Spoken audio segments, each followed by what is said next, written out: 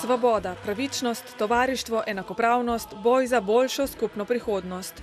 Vse te vrednote so danes za kratek čas povezale množico na lipiškem hipodromu. S ponosom in hvaležnostjo so se ozrli v preteklost, a hkrati z grenkim priokusom pomislili na sedanjost.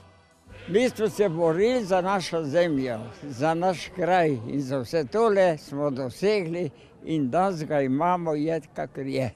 To je korenina slovenske države, ki so jo ustvarili samo slovenski ljudje, ne pa neka zelena miza ali pa mirovna konferenca. Praznik Primorske letos obeležuje tudi 70-letnico padca fašizma in ustanovitev številnih enot, ki so bile ključne za osvoboditev in priključitev k matični domovini. Takrat so se naši predniki borili za svoj jezik, za svoj narod, za obstoj in zato prihajam na vse proslave. Mi mladi se mi zdi, da prenašamo to na ostale tudi.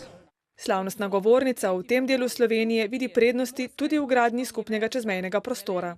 Takšno odprto in daleč na obzorje prihodnosti zagledano Primorsko danes Slovenija še kako potrebuje.